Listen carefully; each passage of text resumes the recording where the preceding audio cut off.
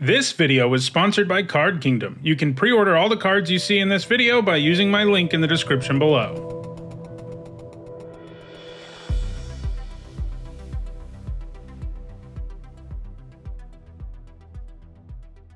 Hi everyone, I'm Nissa, and today I'm continuing with my March of the Machine limited set review. So far, I've looked at the multicolored, colorless, white, blue, and black cards, and today we're continuing with red. For each card, I'll discuss how I think it will play in limited, and I'll sum up my thoughts by using a letter grade. If you're new to these set reviews, you can find out what those grades mean by looking in the description. A couple of things to keep in mind as we look at these cards: I'm only evaluating these for play in limited and not in any other formats, and that means only cards that appear in draft boosters appear in this video.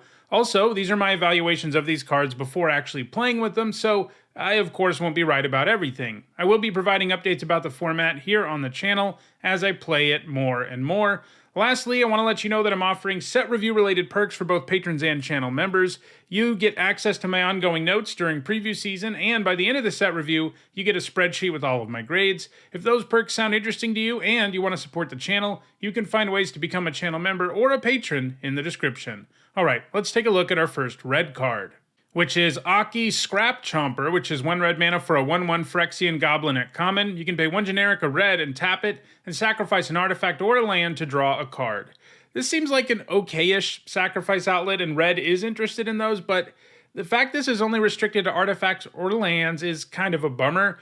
I'd generally rather be able to sacrifice creatures than lands for this kind of effect, since there's so many good expendable ones out there. Sure, if you have too many lands, this provides flood insurance in the extreme late game, but it's pretty bad in the early stages of the game where you don't really want to be giving these things up. There are artifacts in the set, but it's not like treasure is everywhere or anything. There's a few cards that make it, and that's just not enough for this to really be good. I'm giving it a D+.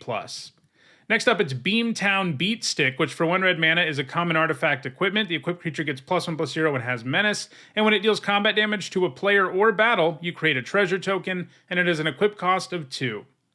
+1/+0 and menace isn't a terrible boost for the casting and the equip cost here, and the fact it gives you treasure can mean that it actually ramps you, it fixes you, and it's a little easier to move around, because you'll just have treasure around that can pay for the equip cost. This seems like a solid inclusion for a red aggro decks. I'm giving it a C. Next, it's Bloodfeather Phoenix, which for 1 generic and a red is a 2/2 Phoenix at rare. It's got flying, it can't block, and whenever an instant or sorcery spell you control deals damage to an opponent or battle, you can pay 1 red, and if you do, you return Bloodfeather Phoenix from your graveyard to the battlefield, and it gains haste until end of turn. This is a pretty aggressive 2-drop, and it has the upside of coming back from the graveyard. Triggering that upside isn't necessarily going to be a walk in the park. You can definitely do it, but most of your spells that do damage are going to be hitting creatures, which won't trigger this. So yes, you can get this back, and you probably will a couple of times if you draft it, but it's not going to happen every game, and the fact it can't block is in fact a real liability. I'm giving it a C+. Next, it's Burning Sun's Fury, which for 1 generic and a red is a common instant with Convoke. This is a returning mechanic, and it says your creatures can help cast this spell. Each creature you tap while casting that spell pays for 1 generic or 1 mana of that creature's color. And it says up to 2 target creatures each get +2/+0 and gain haste until end of turn. As a trick, this isn't especially good. +2/+0 might help a creature take down something bigger, but you still end up losing your creature in most situations. And obviously, to take advantage of haste, you have to cast this in your main phase, so you're not surprising anybody at all. This is really cheap, and with Convoke in the picture, it will be even easier to cast than it looks at first, but I think the card's main uses will be for sending in one of your new creatures and or finishing the opponent off, and those are some pretty narrow situations. It can definitely help you do a ton of damage out of nowhere, but I think it's probably just a C-. Next up, it's Chandra Hope's Beacon, which for 4 generic and 2 red is a legendary planeswalker Chandra at Mythic Rare. She has 5 starting loyalty. Whenever you cast an instant or sorcery spell, copy it. You may choose new targets for the copy. This ability triggers only once each turn. She has a +2 that says add 2 mana in any combination of colors. She has a +1 that says exile the top 5 cards of your library. Until the end of your next turn, you may cast an instant or sorcery spell from among those exiled cards. And she has a -X that says Chandra Hope's Beacon deals X damage to each of up to 2 targets. This is a really strong planeswalker. This static ability is great. If you manage to play her and use her +2 to cast a cheap spell with that mana, you're already going to be really, really far ahead. You're not always going to be able to do that, of course, and when you can't, her minus X will often do enough to really weaken your opponent's board. I mean, even if you have to go as low as -4 to do 4 damage to 2 targets, you're going to feel okay about that. And even if you have to use all of her loyalty, doing 5 damage to 2 things for 6 mana, not really a bad deal, and that's sort of the floor here. And if you get to untap and start using that +1, she's just going to start drawing you extra cards, and the spells that you get are going to be copied. You do eventually run out of cards, but your opponent will be dead before that matters. Obviously, she's a bomb. I'm giving her an A. Next, it's City on Fire, which for 5 generic and 3 red is a rare enchantment. It has Convoke, and if a source you control would deal damage to a permanent or player, it deals triple that damage instead. So this costs a ton of mana, and it's also a really awkward card, because usually this kind of damage magnifying enchantment, you can sort of say, hey, it impacts the board right away because the creatures I have in play can all attack a lot more effectively. But the problem with this version of this card is that you end up having to tap down a bunch of your creatures to cast it in the first place, which means it's much less likely to have an immediate impact on the board. And if you're having to tap a bunch of mana and several creatures to cast this, it better be impacting the board right away. And you know, maybe you still have 1 or 2 creatures untapped. They do block better and they do attack better. But this is still a very clunky enchantment that also demands that you already have a reasonable board state to do anything to begin with. If you do untap with this and have a board, which you're going to need to have to cast it in the first place, you are going to be able to swing for a ton of damage. But the setup cost seems like it's just too much to me. I think this is a D. Next up, it's Coming in Hot, which for 1 red mana is a common instant. Target creature gets +1/+0 and gains first strike until end of turn, scry 1. We've seen this card or cards like it many times before. +1/+0 and first strike for 1 mana is a pretty decent trick. It kills an opposing creature and helps your creature survive combat a decent chunk of the time, and scrying is always nice. It is a trick that is only useful in combat, and those kinds of tricks are starting to be less and less impressive than the ones that can both deal with removal and deal with an opposing creature in combat, so I'm giving this a C-.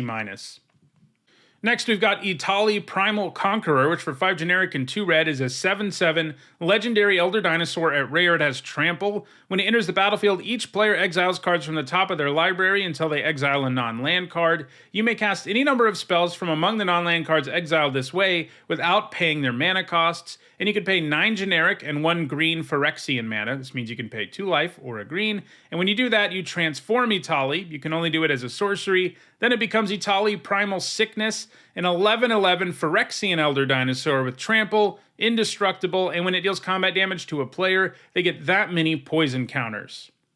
So this might cost 7 mana, but it definitely delivers what a 7 mana card should. It does a lot to make you win the game when it comes down. Even if it never transforms, this is a 7 mana, 7/7 Trampler that lets you cast 2 spells for free. And sure, those spells are random, but whether it's a random removal spell, or draw a spell, or a creature, no matter what you're getting, it's going to feel amazing. You're going to get a 3-for-1 right off the bat.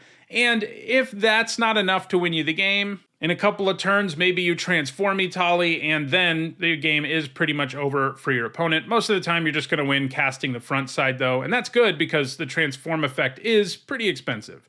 I think this is an amazing bomb. It's hard to imagine very many situations where this doesn't just win you the game, even when you're behind. I'm giving it an A+. Next up, it's Fearless Scald, which for 4 generic and a red is a 3/2 Dwarf Berserker at uncommon. It's got backup 1. This is a new mechanic. It says, when this creature enters the battlefield, put a +1/+1 counter on target creature. If that's another creature, it gains the following ability until end of turn, and this has Double Strike. So this is either a 5 mana 4/3 with Double Strike, or a 5 mana 3/2 that puts a counter on something and gives it temporary Double Strike.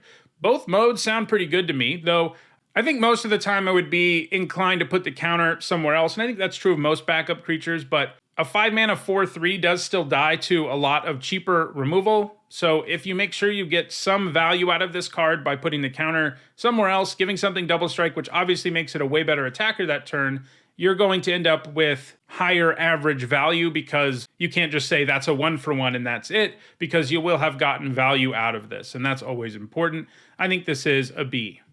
Next up, it's Furnished Gremlin, which for 1 generic and a red is a 1/2 Phyrexian Gremlin at uncommon. You can pay 1 generic and a red, and it gets +1/+0 until end of turn, and when it dies, you incubate X, where X is its power. This is another new mechanic. It says create an incubator token with X +1/+1 counters on it, and it has pay 2, transform this artifact. It transforms into a 0/0 Phyrexian artifact creature. A 2-mana 1/2 that can pump its power for 2 mana isn't always great, mostly because just to trade with like another 2-drop, you often end up having to pay extra mana, and that tempo is not great.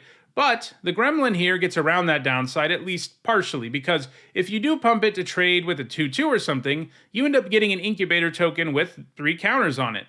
No matter how this thing goes down, it ends up leaving something behind, and even attacking into it can be a real problem for your opponent.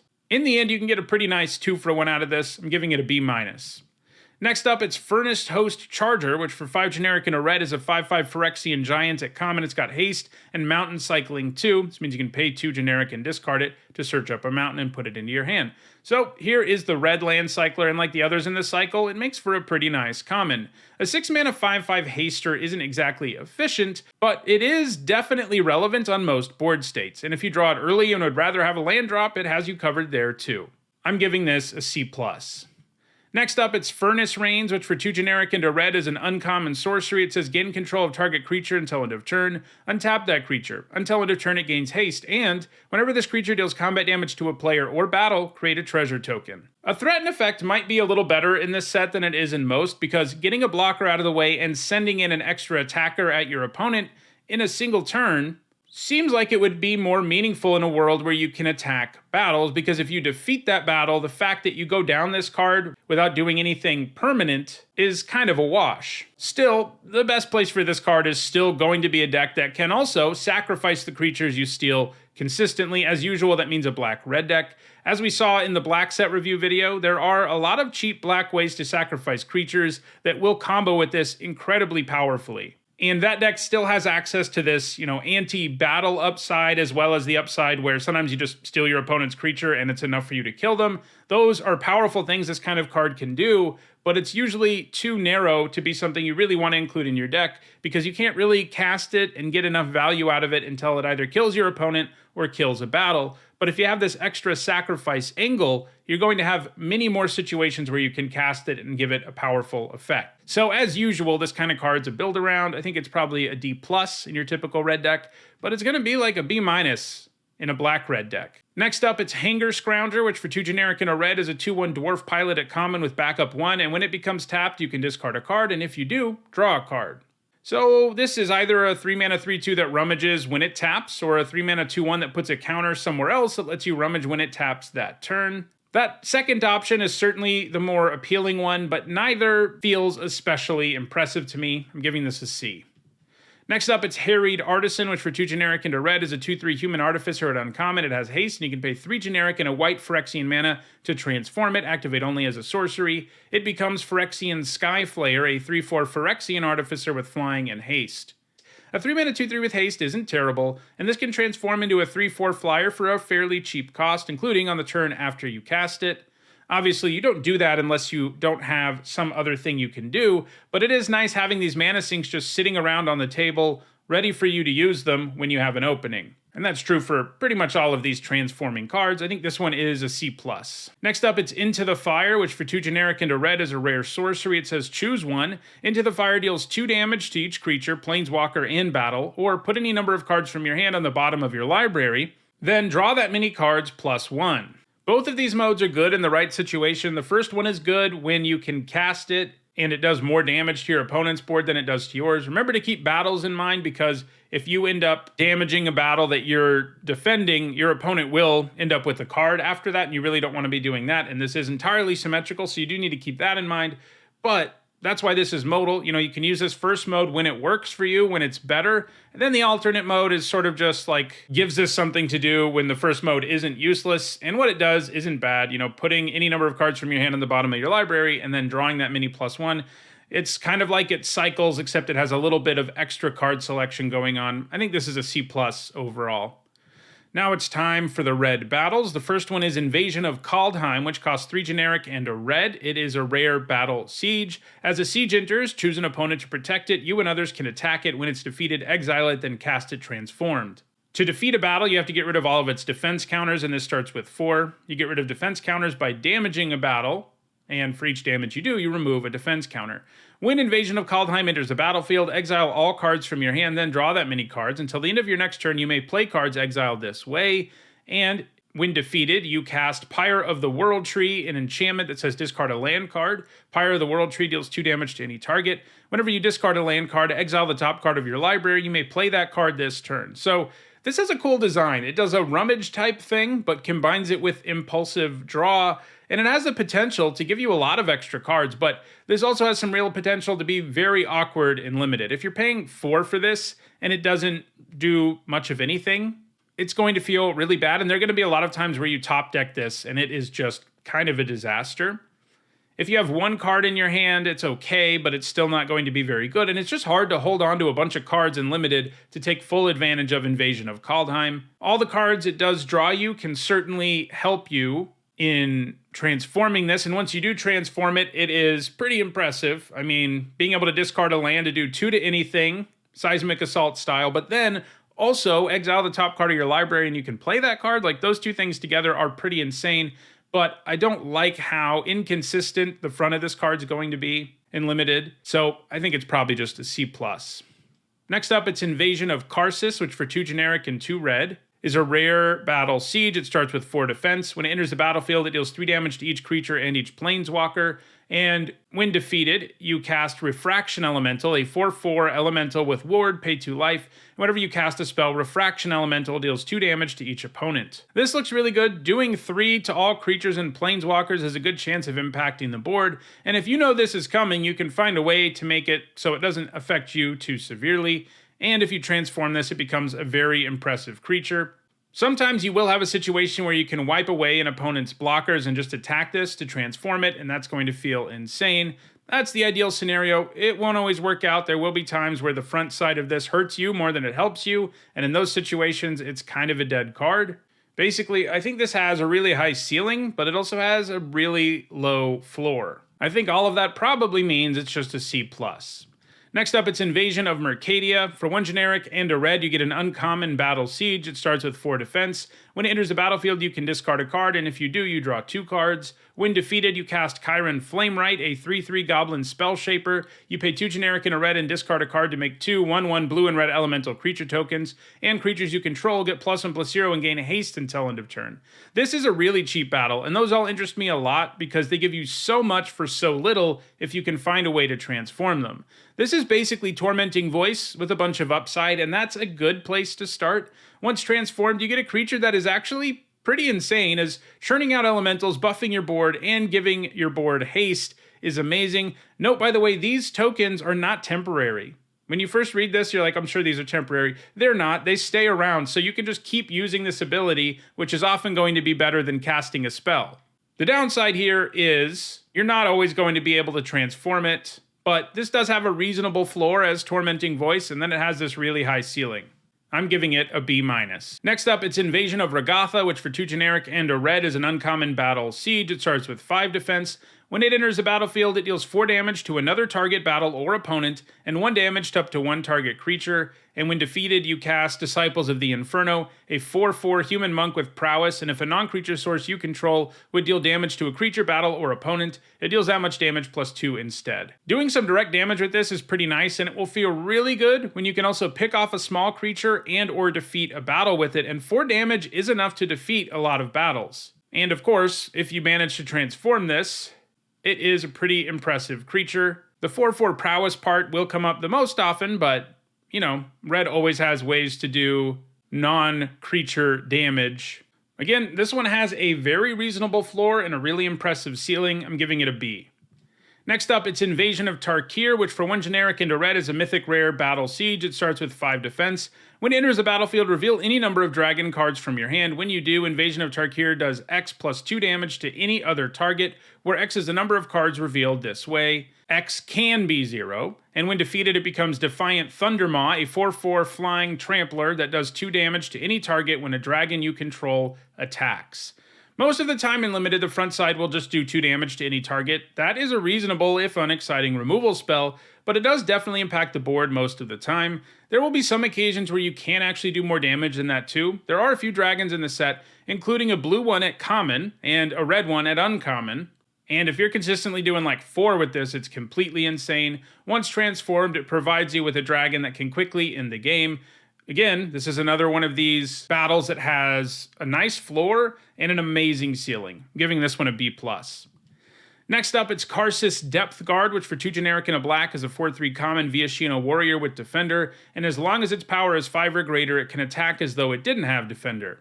Just 1+1/+1 counter allows for this to start rumbling, and those aren't exactly hard to come by in red. A 3-mana 4/3 Defender isn't great, but it's not the worst fail case either. I think this is a C. Next up, it's Kenra Spell Spear, which for 1 generic into red is a 2/2 Jackal Warrior at uncommon. It's got Trample and Prowess, and you can pay 3 generic and a blue Phyrexian mana to transform it. Activate only as a sorcery, then it becomes a 3/3 with Trample, Ward 2, and Prowess twice. This is a very pushed uncommon. I would already play a 2-mana 2/2 with Prowess and nothing else and be pretty happy with it. That card would probably be a C+, so adding Trample and the ability to transform into a much more powerful creature makes this an amazing uncommon. It can even transform the turn after you play it, which is great. The double prowess on the transformed side makes it incredibly difficult for your opponent to ever be able to block this thing effectively, so it's going to be a real beating. And it even has ward, so your opponent killing it for an efficient investment is pretty much impossible. This might just be the best uncommon in the set. I'm giving it a B+. Next up, it's Lithomantic Barrage, which for 1 red mana is an uncommon sorcery. It can't be countered. It deals 1 damage to target creature or planeswalker. It deals 5 damage instead if that target is white and or blue. I think that you can get away with this in your main deck and have it perform okay. There are enough X1s that it can target in typical decks, and against blue-white, it's utterly absurd. What it does to blue or white creatures will make it feel like it's a B+, and against everyone else, it's more like a D. But I think that makes it a C- overall. If you have enough playables, it's probably not going to make the cut in your deck, and it's better out of your sideboard anyway. Next up, it's Marauding Dreadship, which for 2 generic into red is a 4/1 artifact vehicle at common. It's got haste. When it enters a battlefield, you incubate 2, and it has a crew cost of 2. So in the end, you pay 5 mana for a 2/2 and a 4/1 vehicle with haste and crew 2. That's not the worst thing ever, but it doesn't seem like you're doing a great job either. The vehicle can simply be blocked by a token or something, and crew 2 is kind of high for a 1 toughness vehicle.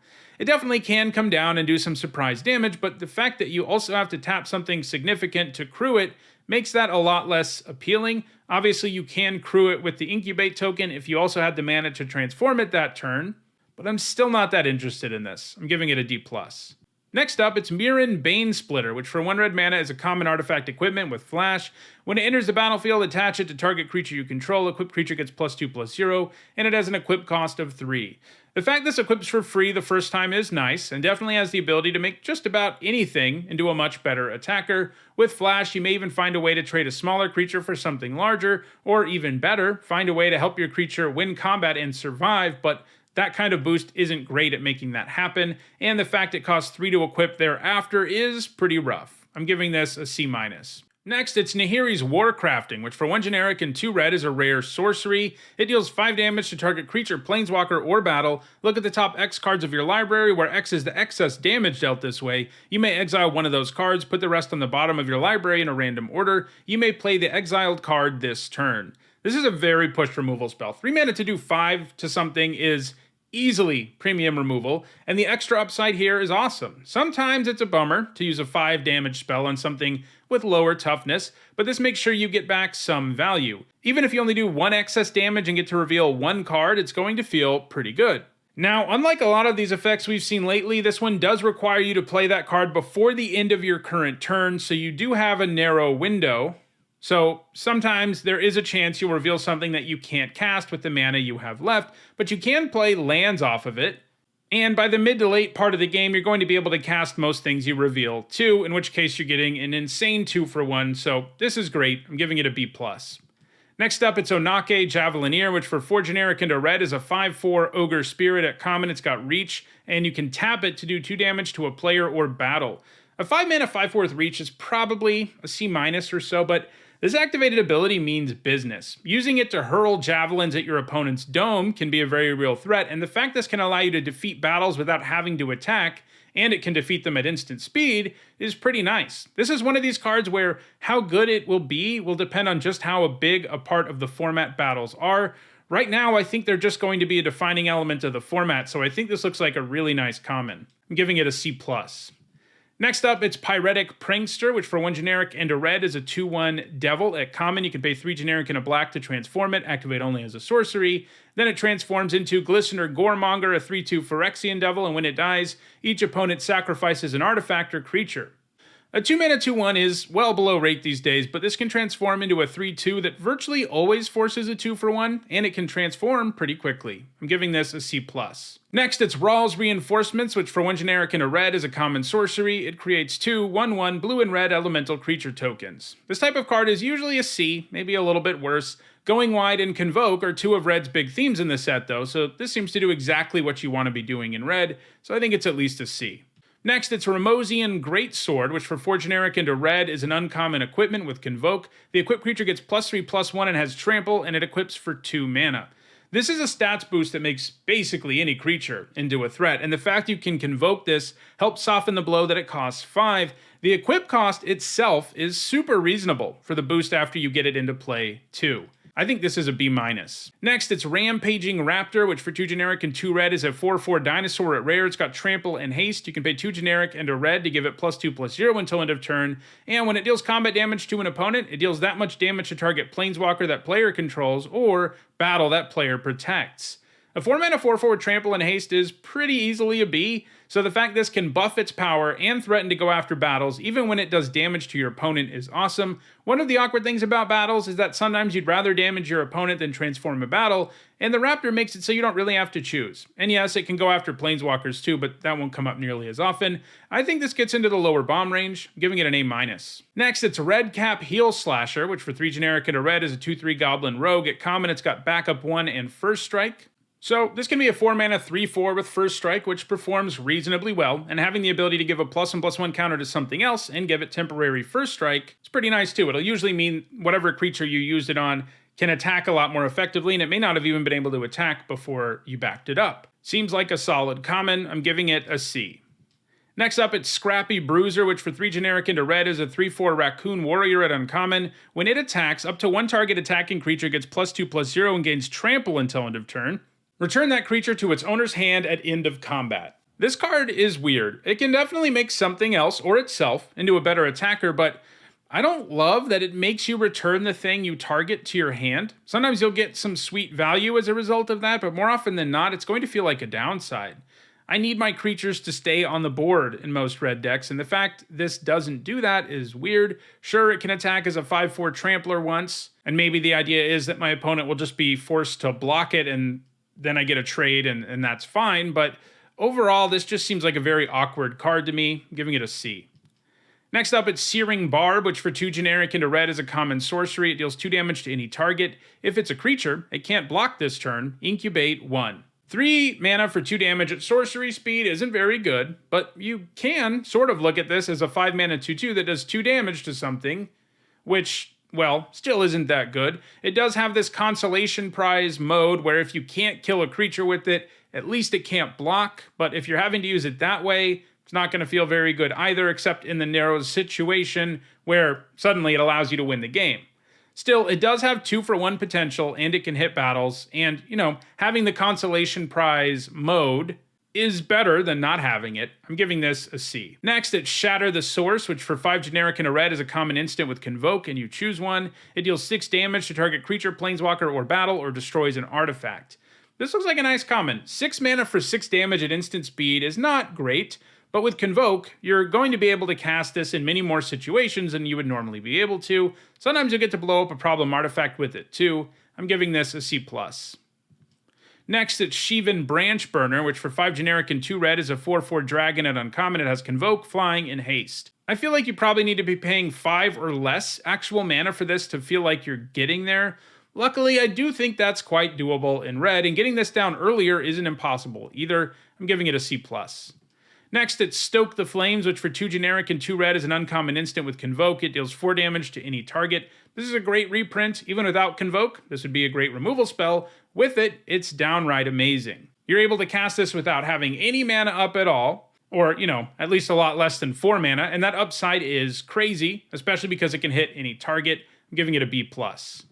Next up, it's Thrashing Frontliner. For 1 generic and a red, it's a 2/2 Phyrexian via Shino at common with Trample. When it attacks a battle, it gets +1/+1 until end of turn.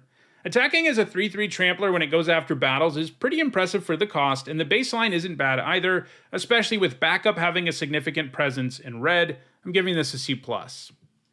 Next up, it's Trailblazing Historian, which for 1 generic and a red is a 1/3 Human Shaman at common with Haste. You can tap it, and another target creature gains Haste until end of turn. We've seen several 1-mana 1/1s with Haste that can tap and give things Haste, and they tend to work out reasonably well. Making this cost 1 more mana, but also giving it 2 more toughness is a reasonable trade-off, and Haste may play particularly well in a world of battles. I'm giving this a C. Next, it's Volcanic Spite, which for 1 generic and a red is a common instant. It does 3 damage to target creature, planeswalker, or battle. You may put a card from your hand on the bottom of your library. If you do, draw a card. This is a great removal spell. 2 mana for 3 damage is premium, even if this were a sorcery, and this isn't a sorcery, and it gives you a bit of card selection. The ability to hit more than just creatures is great upside too. This is a B. Next, we've got Urabrask, who for 2 generic and 2 red is a 4/4 Phyrexian Praetor at Mythic Rare. He's got First Strike, and whenever you cast an instant or sorcery spell, it deals 1 damage to target opponent, and you add 1 red mana. You can pay 1 red and exile Urabrask and transform it. Activate only as a sorcery, and only if you've cast 3 or more instant and or sorcery spells this turn. And he transforms into the Great Work. A Saga, Chapter 1 says, the Great Work deals 3 damage to target opponent and each creature they control. Chapter 2 makes 3 treasure tokens. And Chapter 3 says, until end of turn, you may cast instant and sorcery spells from any graveyard. If a spell cast this way would be put into a graveyard, exile it instead. Exile the Great Work, then return it to the battlefield front face up. A 4-mana 4/4 with First Strike is a great place to start, and the fact this pings your opponent and gives you some mana just for casting instants and sorceries is pretty awesome.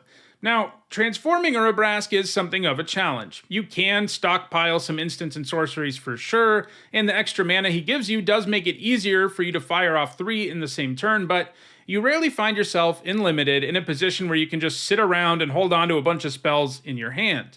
You can do it sometimes for sure, but most of the time you just can't pull it off. You need to cast those spells where you're going to be in trouble.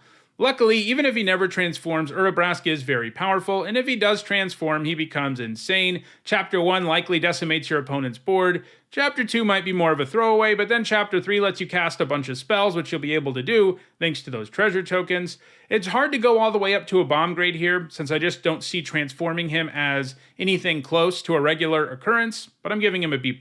Next, it's Voldaren Thrillseeker, which for 2 generic and a red is a 1/1 vampire warrior at rare. It's got backup 2, and you can pay 1 and sacrifice it to do damage equal to its power to any target. So this is either a 3-mana 3/3 with this ability, which would be a very good card, or a 3-mana 1/1 that offers +2/+2 in this ability until end of turn to something else. Also a really good card. So either way, you're going to be very happy. You can potentially get a 2-for-1 here if you can use the smaller 1/1 body to pick something off and then use the larger 3/3 or whatever size it is body to really do serious damage to something. If the creature's big enough, you may just be able to dome your opponent and end the game there. And 2 counters is also just a big boost that alters tons of boards. This just does a ton of work. I think it's a B+. Next, we have War Trained Slasher, which costs 3 generic and a red for a 4/3 Wolverine dinosaur at common. It's got Menace, and when it attacks a battle, you double its power until end of turn. A 4-mana 4/3 with Menace, probably a C, maybe a C-.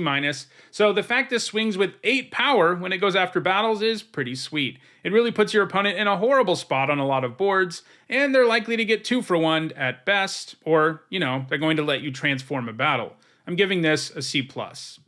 Next, it's Ren's Resolve, which for one generic and a red is a common sorcery. It says exile the top 2 cards of your library. Until the end of your next turn, you may play those cards. So this is Reckless Impulse with another name, and that was a nice card in Innistrad Crimson Vow. You're almost always going to be able to play both cards that you hit with this before the end of your next turn, especially if you're casting it mid-game or later.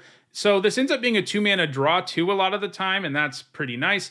You can even cast it in an emergency early to try to hit a land drop. Obviously, that's less good than casting it in the mid to late game, but you can use it early if you have to. I'm giving it a C+.